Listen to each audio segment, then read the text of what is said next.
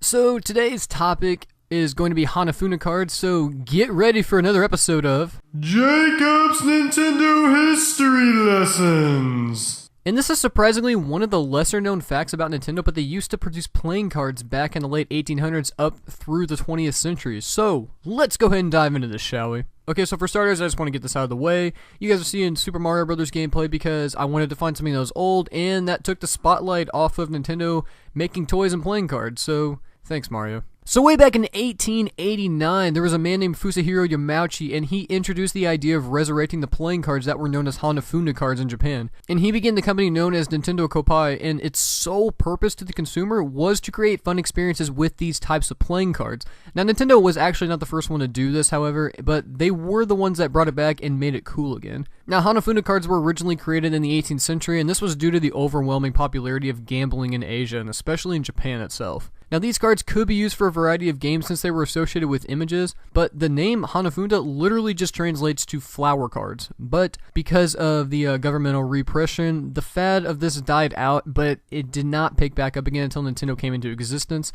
Now, each suit of these cards represents a month, and each month has 4 variations of cards. That's a lot of cards, and I'm not going to be getting too much into the design of these because this is a history lesson. I'm not teaching you how to play. I ain't got time for that. So Fusahiro Yamauchi was actually the grandfather of the late Hiroshi Yamauchi, which I'm sure many of you have heard of, and who was the president of Nintendo, that helped them eventually transform from a toy-based company into the behemoth of video games that they are today. But Fusahiro actually had a vision for how he wanted his playing cards to be created, and all the cards were to be handcrafted and created from mulberry tree bark, I believe, which I'm sure was stylish back then.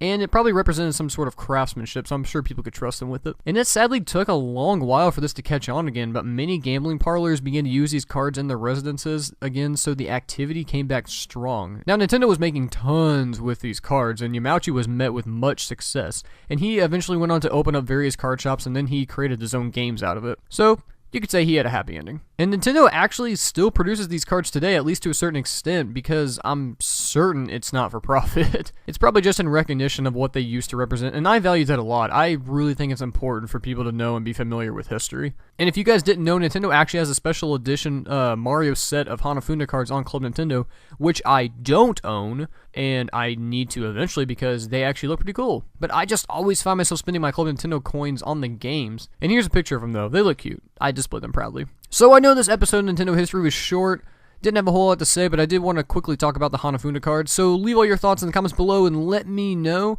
And as always, there's more videos for you guys to watch out there. Please go check them out. I love all you guys out there, and like, subscribe, and comment below, and thanks for watching. So you know what time it is. It's time for the random question of the video. So if you had to choose any franchise to represent on playing cards, which would it be? And this doesn't have to strictly be Nintendo. This can be anything, really. Now, me, I have to go Kingdom Hearts or Zelda. That would be insanely awesome. I'd love to own a set of both of those, actually. Please make that happen. So drop all that in the comments below, and I'll see you guys next time.